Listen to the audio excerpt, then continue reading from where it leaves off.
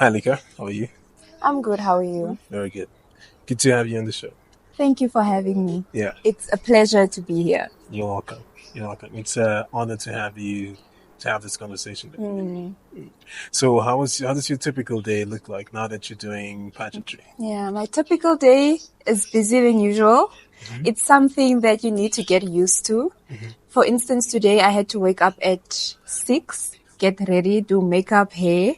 I had practice with my speeching coach because interviews are coming up Okay. next week, Wednesday. And this is where they're going to choose the top 5. So you want to be on your A game. Yeah. So I had to do that and I'm here now. So it was an early morning, but it's something that you get used to and I'm getting used to the momentum and yeah. Yeah. So Nice. that's how the day went so far. Nice.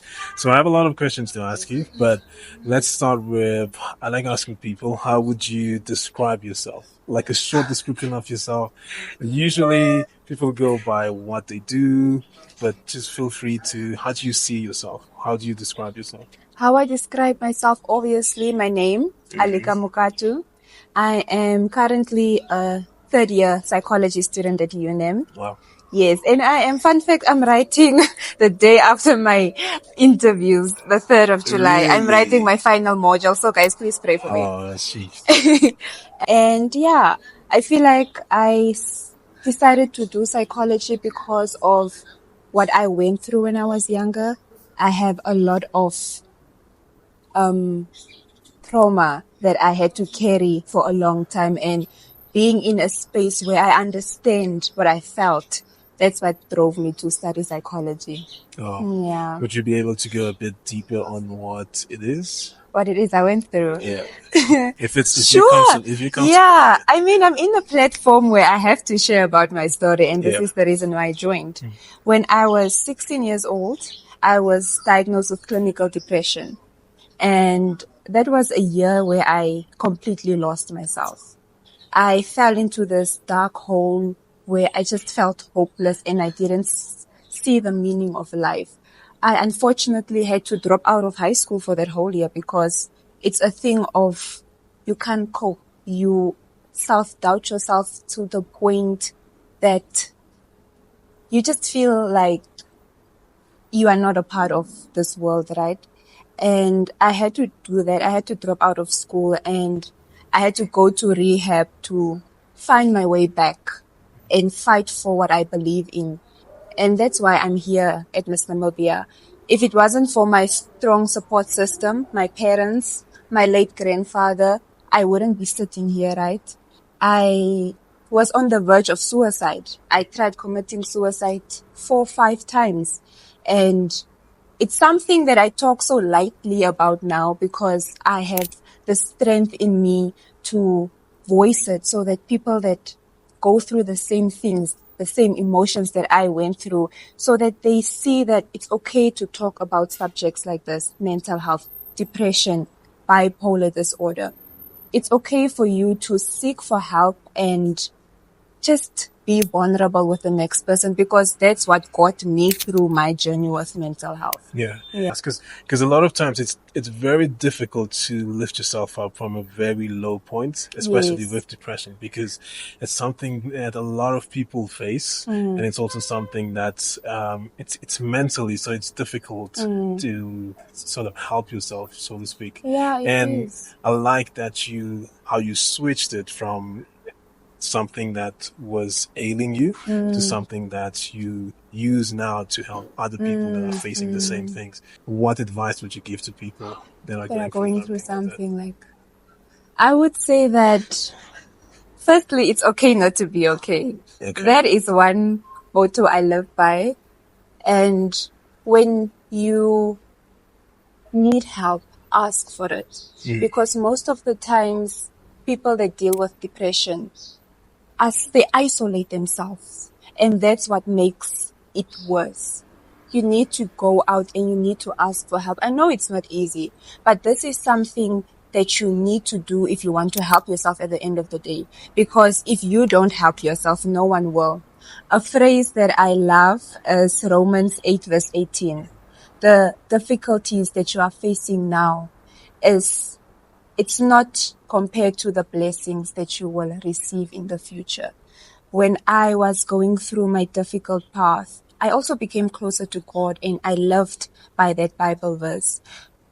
I want to show people that you can use your darkness to make a beautiful story. Yeah. You can use that pain, that trauma, whatever you went through, to be an inspiration to the next person, because that's what I'm doing with my platform. And that's why I am here, to be that voice for those that don't feel like sharing or speaking up.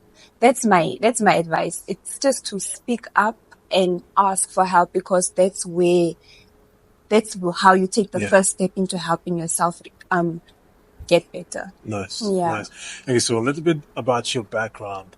How were you like in high school? Like, I was the shy girl. really? Okay. I know, right? I was the shy girl in high school.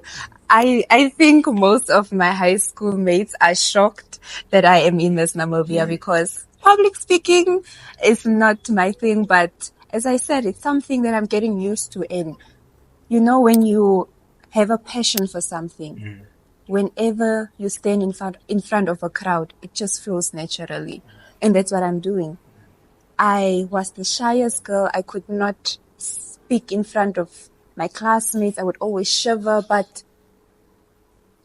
there comes a point in your life where you need to make a decision for yourself. Yeah. What is it that I want? What is my purpose? And this is my purpose. Fighting for something that I believe in, and being a beacon of hope for people that can't speak up for themselves. Yeah. Where do you think that shyness comes from, or came from in the past? I would say I was always shy throughout primary school. It ties back to, I feel like, my mental well-being, because I couldn't understand my emotions. You're a small child.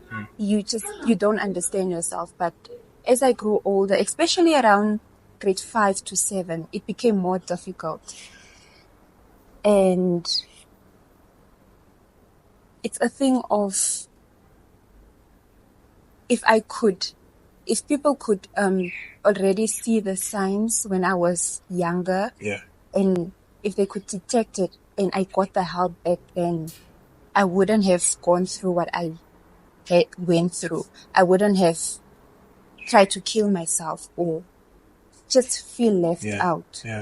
So yeah. Yeah, but I like that, because a lot of things happen for a reason. Because now, I mean, look at what you've become now. If it wasn't for what you have gone through, maybe we wouldn't have had you in this version that we have you now. So apart from, I can see, because usually I would ask, what would you have wanted to do when you were in high school? But with you, it's something that was bothering you, something that was a big, sort of like not a good thing for you, but you turned it around. It shaped who I was, and I let that define who I was as a person. But I'm at the point in my life where I'm breaking that. It's still there. Mental health, depression is something that never goes away. You just get better at coping with it. And I'm not letting it define who I am anymore.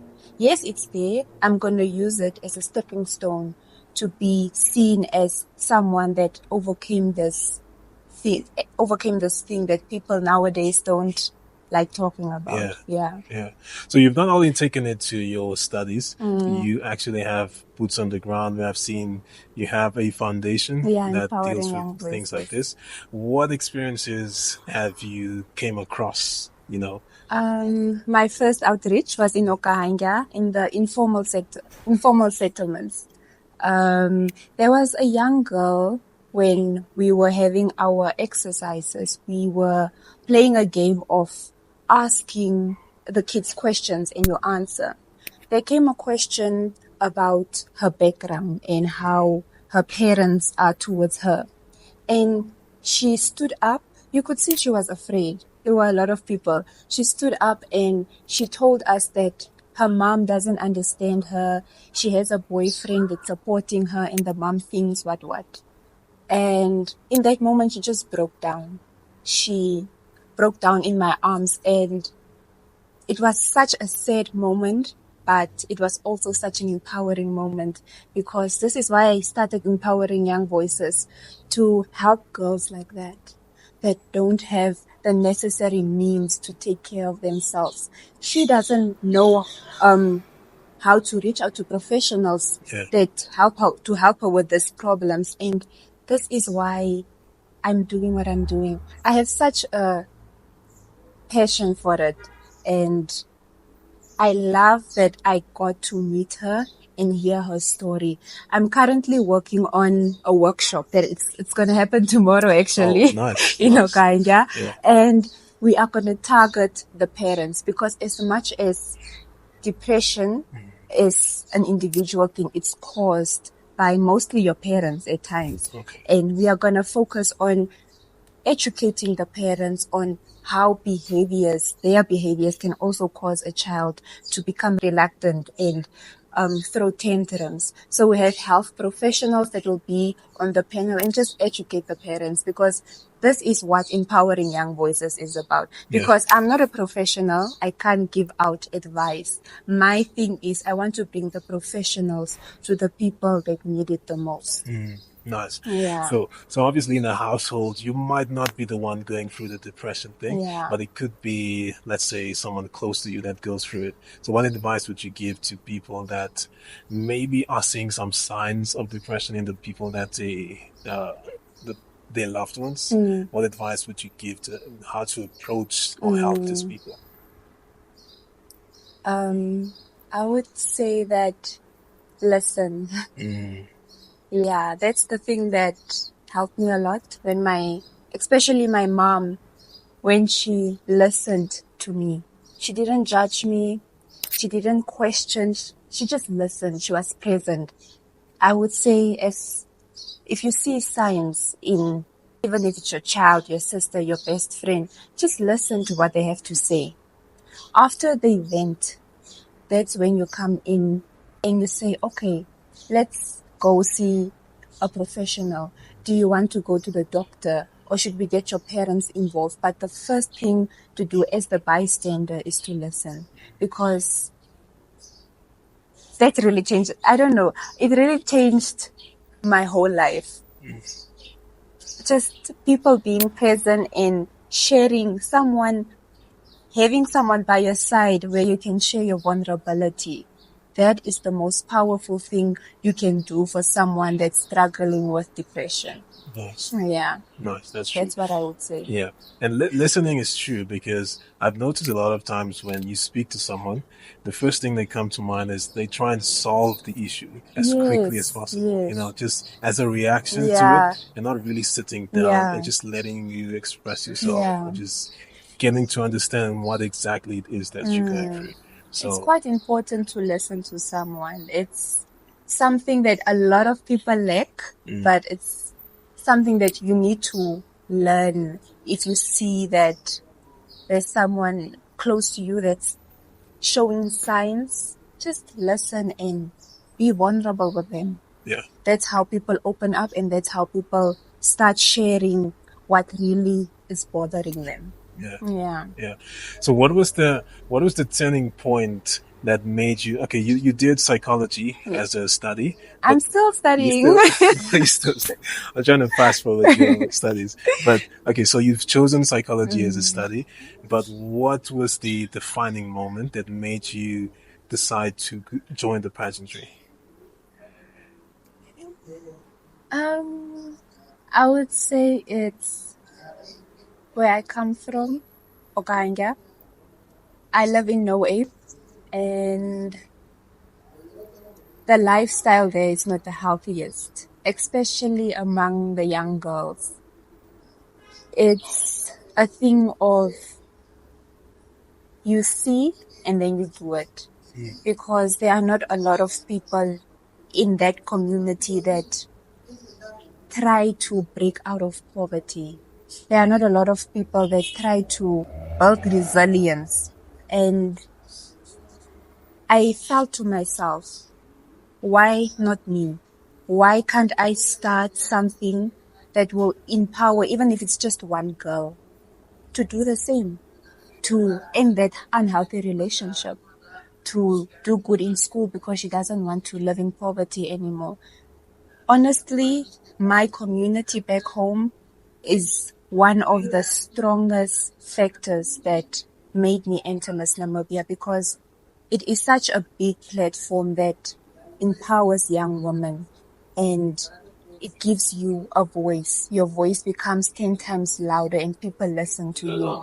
And that's what my community needs right now. That's what the girl child needs right now back home. They need to see someone that came from where they came from do something exceptional so that they can follow in the same footsteps. I like that. I like that.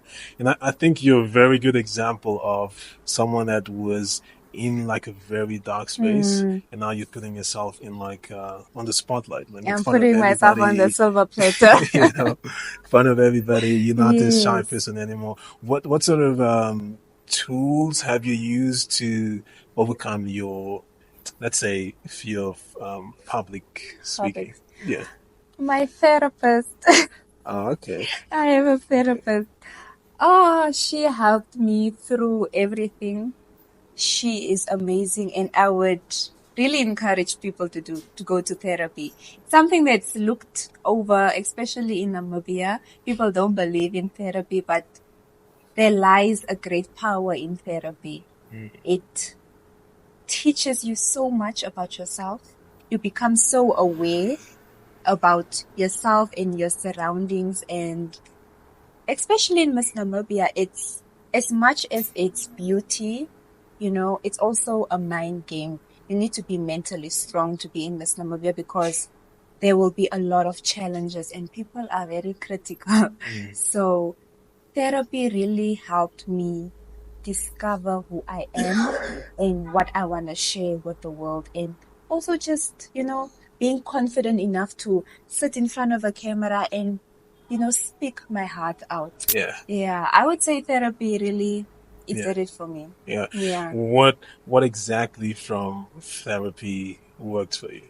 What exactly? Yeah. If you were to help someone that seems to be in the situation you were before, what tools from therapy would you use to help them? Like I said before. Listen. Yes. I used to, because it's in that space, you are your true self and you are your most vulnerable. And she just sits there and she listens to you. And that makes a change. You cry, you just let it out, because it's mostly in your mind. Okay. That is one of the factors that really opened my mind to just listening. When someone listens to you, it really changes a lot. It sounds like a small thing, but that small thing makes a big difference. Yeah. What about the whole pageantry space where you surprised by? Like, before you went in, you had some sort of mindset or idea? Yes, I am. It's beautiful. It's something that I will always remember. One thing I was surprised by is the long hours. Because that, like Miss Namibia, it's not like all the other pageants, a high school pageant, a local pageant. It's something you need to prepare for internationally. So it's long hours. That took me by surprise. The amount of work you need to put into becoming Miss Namibia, that was one thing. But also on the other side, it teaches me so much about how strong I am as an individual. It's like I'm becoming someone I never knew. Like this new personality is coming out of me because I'm pushing myself so much to achieve greatness. And that's what the Miss Namibia platform is all about, empowering young women. As much as it surprised me, it's also a blessing in disguise, because I'm growing into someone that I never thought I would be. Yeah. What are some fun experiences you could share throughout this whole Namibia? Yeah. It was when we were on our tour. We went to Abenup. That was our last destination, Abenup. It's a few kilometers outside of Grootfontein. Yes. And we went fishing in the cages. Fishing? Yes. Nice. And I was the only girl to catch a fish. Really? So that will always be in my Okay. memory. That was one of the most beautiful moments. Just the scenery, the quietness, the history that comes with Abenup itself. It's very beautiful, and I would encourage people to really do research on your cultural heritage and just Namibia as a nation, because we have such a beautiful story as a nation that especially the young people, we don't know about it. Yeah. There are things that I found out for the first time when I went on this tour. And I'm just grateful that I was in such a space and I learned so much from everything. Yeah. Nice, nice. So apart from your work and your passions, what else do you find interesting? Or maybe let's say apart from your work, what passions do you have? What passions do I have? Do I have any, guys? Like what else when you're not working, what are you doing? I'm a bookworm. Okay, reading books. Yes, Okay. but I love fictional books. Why don't you just watch movies? No, 'Cause, there's something about reading a book that a movie does just, it's not the same. Because when you read a book, you envision it. Okay. You know, you make it your story, you even engage though your it's not. imagination. Okay. Yes, and I like that. Yeah. Okay, so reading. Yeah, reading. I would say reading. Oh, and I used to play netball. Okay. During primary school. When I was in grade 7, I actually qualified for the national team. Oh, nice. Yeah. Nice. So those are the small things I do or I did. But as you grow older, life becomes a bit busier. So you sometimes select in a few spaces that you used to love. And I feel like I'm in that space. I'm lacking in a few spaces, things that I used to do. I don't do it anymore. Yeah. Would you want to have more time to do more things? Of course, I want to explore. And, you know, in doing activities, you also get to know yourself better, like painting, reading, jogging. These are the small elements that make life worth living for.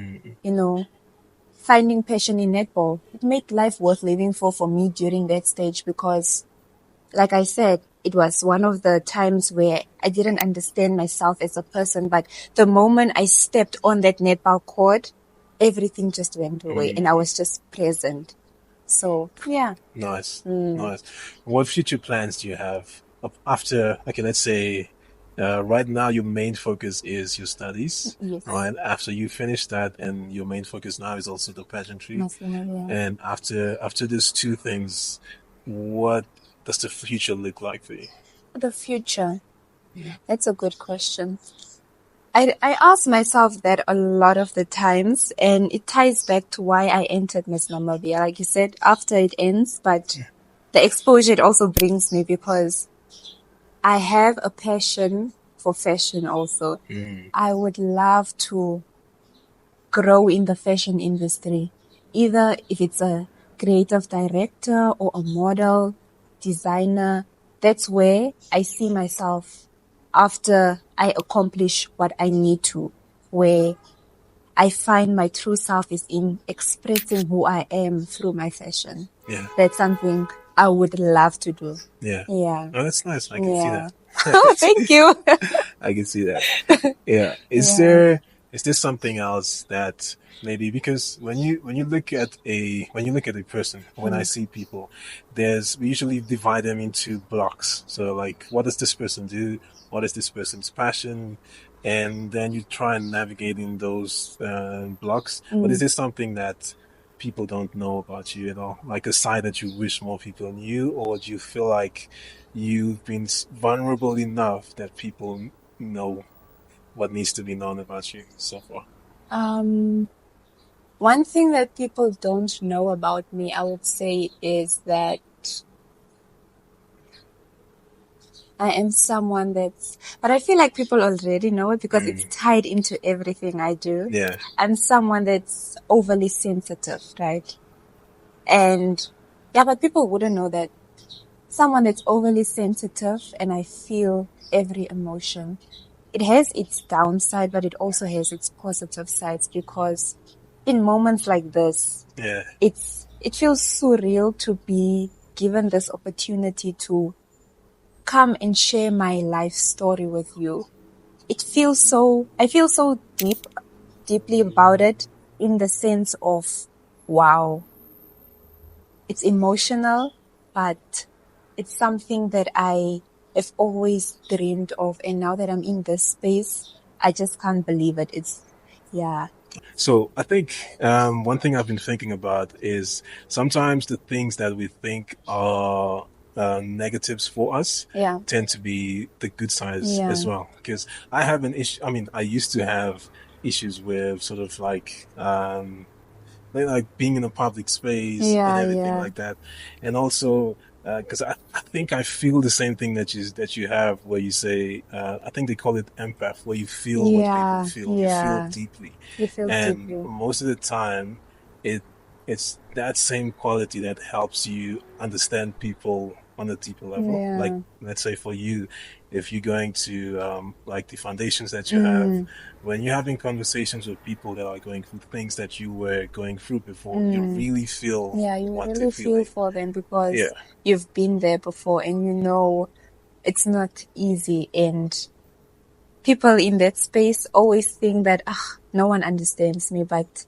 you can tell them, like, no, I've been there. yeah, I know how it feels like, so I can relate to you. yeah. Yeah. So, if you were to give advice to a younger version of yourself, what advice would you give to? I would say be kinder to yourself. I was so harsh on myself looking back now, and I feel like I was my worst enemy back then. Being kind to myself and just telling myself that it's okay, that eventually you will get where you want to be. And a few years from now, you are going to be the woman that you've always dreamed of becoming. So be kind, lead with your heart, and continue to feel deeply, because those are the things that make Alika Mukatu who she really is. Yeah, I would Nice, say that. nice, nice. If people want to reach out to you, where can they reach out to you? They can reach out to me through my Instagram. Alika Mukatu is my Instagram handle, or on Facebook it's also Alika Mukatu. On TikTok, but TikTok is not, like, it's more for entertainment purposes. So they can reach out to me on Instagram or on Facebook. On Instagram or Facebook? Yes. Like, you still use Facebook? Yes, Okay, guys, why is that? I You don't. see, Facebook, let me Yeah. tell you a secret, guys. Especially if you are in the beauty industry, like Miss Namibia and stuff, Facebook should become your biggest friend, because that's where a lot of older people are, and they are the ones that vote for you the most. Even if you go internationally, that's where you're going to get your votes from, and that's how you're going to engage with your people the most, not Instagram. Yeah. Yeah. No, it makes sense, because when I think Facebook, I think old people. Yeah, and old people love voting. They're just like, click, Yeah. click. Yeah. Okay. Yeah. Okay, so that's balanced. So Yeah. Instagram, Facebook, Yeah. TikTok, just to see Yeah, stuff. TikTok is just Alika living, because it's where I just express who I am, and it's the unfiltered side of who I really am. Yeah. Yeah. Nice. Unless you have something else you want to ask or say. Yeah, I have Yeah. a question. Okay. I've been thinking about it, and I read up on your podcast, what you do, and I just felt like, okay, you had so many people here that had so many beautiful stories. What made me stand out? Why did you choose me as a guest? Yeah. Wow. Like, that's something that I've been thinking of, and I'm just like, in the short time, it's like been 3 months since I entered Miss Namibia. What made you look at my profile or what I'm doing and said, like, I want her on my podcast? Yeah. Wow. Okay. Yeah. I think there's certain people that easily stand out, and I don't mean stand out because of certain things, but I mean in terms of, a lot of us have ideas to do things. Like I also had a bunch of ideas. If I can count the amount of ideas I have versus the things I've done, the ideas are so much. Like an example is when I first started, like before I started university or high school, I think even primary school, I used to write a lot, but if I look back now to the stuff I was writing, there's nowhere for them to be found. Like I don't have sort of diaries or books of the stuff I used to do. That's why maybe like 2-3 years ago, I decided to write a book. Oh. Yeah, and then sort of self-publish it. Oh, you have a book out? Yeah. Oh, you should send it to me. I'll do that. Yeah, so the thing is, it just made me realize that the difference, sometimes we take too long to just apply the ideas we have. So when I was seeing you, especially on social media and things like that, I saw you in like community engagements and things like that. So that was one of the things that caught me, because I know how difficult it is to take your idea and make it like a reality. And I know people just see the final thing, but the stuff that goes in before you do that thing, it makes you a different person, and it shows that you have certain qualities that do not come easy. So that I think that was that. Oh, thank you. That's a huge compliment. You're welcome. Thank you so much for that. Yeah. I feel like that's the only question I had, because it really kept me up. I was like, why? Really? What is it that because you need to understand that this is something very new to me, being in the public eye and sharing my story. Just the fact that people are starting to recognize me, and just they are inspired by what I do, what I have to share. It's something that takes you a while to register, because it's not something that you are used to. It's not something that you've been doing for such a long time. So it's always surprising for myself. It's surprising to see what I've accomplished in the short period. No, but that's not. I mean, it makes you brave in some way, because it's difficult to just show your vulnerabilities to everybody. Because most of the time we try and put up this strong vision of ourselves. So I like that you show your vulnerable side, and then you use that to help people that feel the same thing. So it shows a lot of courage in things you do. So and humility for you to think or feel like that. So that's good. It's good. Yeah. Good luck with the Miss Namibia thing. Thank you. I need all of it. I need all the luck I can get, because we have like 3 weeks left, and the pressure is getting worse every day. How does it work? So there's 10 of you, right? Yes. And at the final, that's where they're gonna choose 5. So we have, like I mentioned, we have interviews on the 2nd of July, next week, Wednesday. Already they know who the top 5 are. Really? Because Miss Namibia needs a girl that can speak. You need to be able to convince people. So there they choose the strongest in the interview round. It might change, because you also need to have presence on stage. Imagine if you go internationally and you have no presence, you're not going to place. So they also need to look at how you perform on stage. But I can say 100% they already know who the top 5 are after the interviews. Yeah. Do you feel confident? Not yet. I still have to tweak a few stuff, but as long I know that I entered with a pure heart, and I'm doing what I love I have a passion for it. So whatever comes. If I don't win, if I'm not the next Miss Namibia, this is not something that I will stop now, because all I needed was the platform. All I needed was the audience to start noticing what I'm doing, and I got that. So from here, I can build my brand and make it a success. I think you're doing good. As long as you stay authentic to yourself, and it's just like, this is just a platform to amplify what you already have. So you should be good. So thank you.